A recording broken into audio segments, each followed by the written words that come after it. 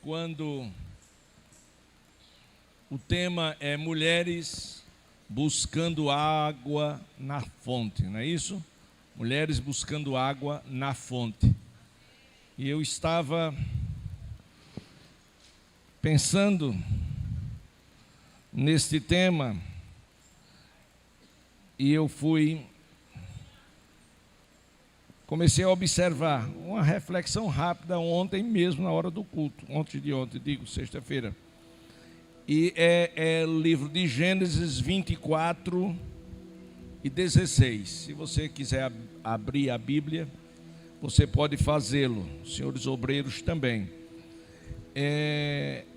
24 e 16, isso é uma alegoria, tá certo? E nós vamos entender um pouco sobre isso. Diz assim: a moça era muito bonita, virgem, a quem nenhum homem havia possuído. Ela desceu à fonte, encheu seu cântaro e subiu. Esta moça bonita, esta moça virgem, esta moça que não foi tocada por nenhum homem, esta moça tipifica a igreja do Senhor Jesus. Esta moça simboliza a igreja do Senhor Jesus. Bonita, fala de beleza espiritual.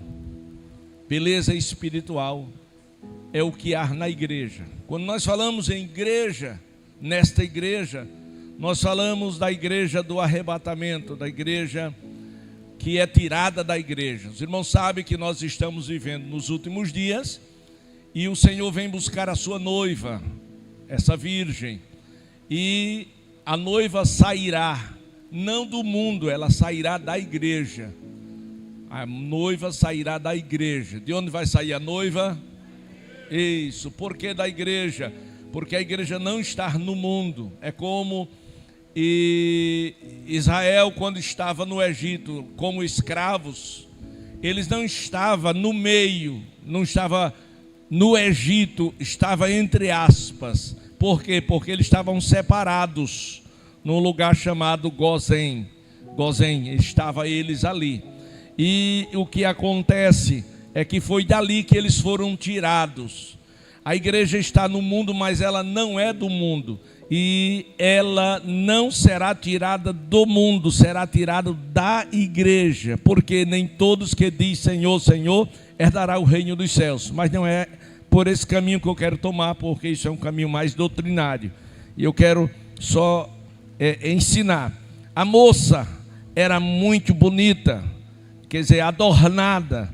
E a igreja é adornada a começar com o batismo com o Espírito Santo, depois vem os dons e os frutos. Então, isso são adornos da igreja vencedora, vitoriosa. Virgem, virgem significa separado ou separada. Então, a igreja está separada do mundo. A igreja é santa, a igreja é diferente e a igreja, ela é separada. Santa significa separada. Então a igreja tem esses três aspectos. A igreja do Senhor Jesus, ela tem esses três aspectos. Diferença que faz a diferença no mundo em que nós estamos vivendo. Ela é santa porque ela é separada do pecado, e ela é poderosa porque o Espírito Santo habita nela, tudo para a glória de Deus. Então, nesta igreja santa, bonita, santa e virgem, glória a Deus, está aí um reflexo, nesses atributos está o reflexo da verdadeira igreja que vai ser arrebatada. Então vamos ver esta moça, por nome Rebeca, que simboliza a igreja. Diz o seguinte, que em primeiro lugar, ela desceu à fonte. Ela desceu à fonte. E quando a gente fala em fonte, a primeira ideia que vem é de águas, águas que jorram, águas que brotam, águas que se avolumam, águas que se tornam rios. Glória a Deus. E no tocante a esta água, lá em João, no último dia da festa, Jesus disse: quem tem sede, venha a mim e beba, porque rios de águas vivas fluirão do seu interior. E lá no versículo seguinte diz que esses rios de água viva, ele falava acerca do Espírito Santo que havia de ser dado. Ele ainda estava aqui na terra e ele foi levantado aos céus. Ele foi levantado aos céus. E lá no Calvário, nos seus últimos dias, ele foi transpassado por uma lança. E quando ele foi transpassado por uma lança, do seu corpo saiu água, não, saiu sangue. E depois saiu água e depois saiu sangue. Ou saiu sangue e depois saiu água. Por quê? Porque o sangue fala de remissão, ou seja, tirado para fora. Fala de Calvário, aleluia. E aquela água tipifica a plataforma do Espírito Santo que havia de ser derramado nos poucos dias depois daquele, lá em Jerusalém, no dia de Pentecostes. Então, quando a Bíblia fala que a moça, ela desceu até a fonte, fala do encontro seu, nosso, com Jesus Cristo, fala do encontro da igreja no novo nascimento, descendo a fonte para beber água da vida, desceu a fonte para ser tomado para a vida eterna. Isso significa a descida desta moça até a fonte. Depois que ela desceu a fonte, e fonte fala ou aponta para o Calvário, porque ninguém sobe sem antes ter que descer. Então primeiro a pessoa desce na humilhação aonde morre para o mundo e nasce para o reino, para Deus, para a sua glória. Então isto é revelação de Deus através da sua palavra. Ela desceu a fonte. Depois que ela desceu a fonte, bebeu da água da vida, ou seja, depois que ela nasceu de novo, a palavra de Deus diz que ela encheu-se do Espírito Santo. Cântaro fala de testemunho pessoal, cântaro fala de vida pessoal. Então, primeiro você morre para o mundo e nasce para Cristo, e depois do Calvário você vai para o Pentecostes, e é lá no Pentecostes, segundo a promessa do Senhor Jesus Cristo, todos foram cheios do Espírito Santo. É Pentecostes que nos torna fortes, valentes, poderosos. É no Pentecostes, no Calvário a gente se veste com veste de salvação. No Pentecostes a gente se reveste do poder do Espírito Santo.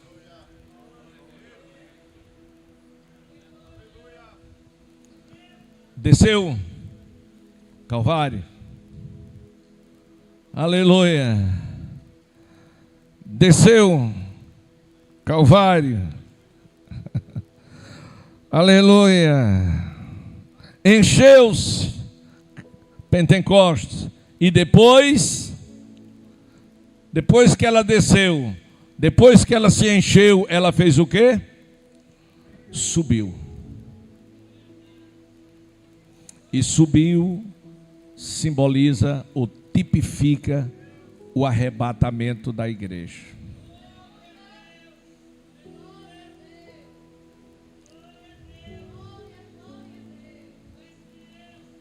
Vamos ver.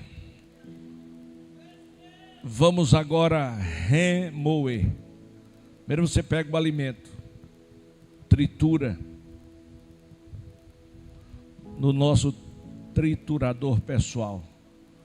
São os moedores que fala o sábio Salomão. Mas depois a gente remoe, significa moe de novo, outra vez. Assim é a palavra para alimentar a nossa alma. Glória a Deus.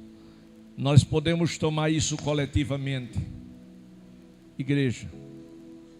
Podemos tomar isso individualmente, você, porque somos membros de um corpo de Cristo, onde Ele é o cabeça, mas individualmente nós representamos, cada um de nós, a igreja do Senhor sobre a face da terra. E estes 3 estágios, preste bastante atenção, não desvie sua atenção. E esses 3 estágios precisam sim serem reais em nossas vidas. Primeira coisa é um exame introspectivo que cada um deve fazer para ter a convicção, para ter a certeza que verdadeiramente nascemos de novo. Porque quem nasce de novo experimenta algo sobrenatural chamado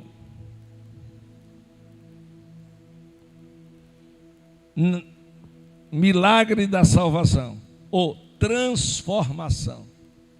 Paulo, escrevendo aos Coríntios, ele diz que fomos transformados de glória em glória na mesma imagem do Senhor. Você, ao se olhar no espelho, você deve contemplar o rosto de Cristo. Ao se olhar no espelho, você precisa ter consciência que está parecida ou parecido com Jesus. Isso é milagre. E milagre não se adquire na terra. Milagre é do céu, é de cima. Glória a Deus. Há muitas pessoas que até chegam a tomar uma decisão ao lado do Senhor Jesus, mas elas não se predispõem a renunciar, porque Jesus convida a vir a Ele, mas Jesus também diz que quem vai a Ele precisa tomar a sua cruz. Ele diz: quem quiser, você não é obrigado, mas se você quer, quero. Então tome a sua cruz e depois siga-me. Tomar a cruz significa tão somente morrer para o mundo, para o pecado. Morrer espiritualmente, morrer literalmente. Existem muitos tipos de morte. Mas quando você nasce de novo, você tem que primeiro morrer para depois nascer. Morrer para os desejos carnais. Morrer para a sua própria vontade. É você abdicar o seu ego e deixar ou permitir que Cristo entronize na sua vida. Quantas coisas boas e maravilhosas o mundo tem e coloca diante de nós, e você olha e até deseja, mas lá no seu homem interior há um espírito que diz: você é crente, você é diferente, você não pode, mas todo mundo pode. Mas você não é todo mundo. Você é filho, você é filha. E filho e filhos de Deus são diferentes. Não podemos falar o que todo mundo fala. Não podemos viver como todo mundo vive. Não, Senhor. O Espírito Santo dá testemunho junto ao Pai que nós somos filhos de Deus. E os filhos de Deus, eles são diferentes. Os filhos de Deus são santos. Os filhos de Deus são poderosos, porque nasceram da água. A água que Rebeca foi buscar. Nasceram do Espírito e estão no mundo com um propósito: desfazer. Eu disse desfazer as obras de Satanás. Assim como no mundo estamos para desfazer as obras de Satanás, os adeptos de Satanás, eles estão também no mundo para tentar enganar os homens e os tirar do caminho de Deus. Quem entendeu, levante a mão e diga amém. Então, irmãos, isto significa descer. Agora vamos subir. E só vai subir se tiver as vestes brancas. Se não estiver brancas, não sobe. Mas o Senhor conhece os que são deles. Quando a gente fala na doutrina da santificação, quando a gente fala em vestes brancas, quando fala em não viver puro, a primeira ideia, e até o inimigo atira suas setas, é que ninguém vai conseguir, porque ninguém é perfeito. Mas a Bíblia não diz que temos que ser perfeitos. Nós erramos, nós falhamos, independe da posição do carro, até da unção que está sobre as nossas vidas. Quantas vezes você está na igreja tocando, cantando, alegre, cheio do Espírito Santo, e quando chega em casa, acontece um problemão, e você às vezes fala coisas que não falaria em outra ocasião. Você perde a paciência. Pastor, e agora? E agora? E agora Deus está lhe dando uma oportunidade de cair de joelho e dizer: Senhor, aleluia. Vocês lembram de Jesus quando entrou no templo lá em Jerusalém? Ele viu no templo aquilo que nunca esperou ver. Ele viu dentro do templo os cambistas. Ele viu as negociatas dentro do templo. Ele irou-se de uma maneira tão grande. Agora pensa Jesus, pegando esse púlpito, jogando no chão, espalhando essas cadeiras, pegando uma peça de corda, botando vocês tudo para correr, na tapa. Glória a Deus. Aí você, se eu fizesse isso hoje, Cláudia, eu dizia: pastor, desviou. Mas foi Jesus quem fez, né? Mas graças a Deus que não fui eu.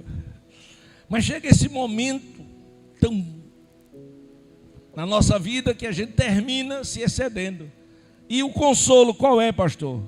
Está escrito: irai-vos, mas não pequeis. Já teve irmã que deixou de tomar a Santa Ceia porque precisou dar uns tapas no filho. É pecado não, irmão. É pecado não dar. Glória a Deus. Se você não der os tapas nos filhos hoje, a polícia vai dar amanhã. Então, quando precisar dar uns tapas no filho, dê. Glória a Deus. E se sentir acusada, vem aqui que eu vou perguntar qual foi a mão e vou orar por ela, para Deus dar mais força ainda. Que Deus nos abençoe no nome do Senhor Jesus. Amém. Vamos nos colocar de pé, meus amados irmãos.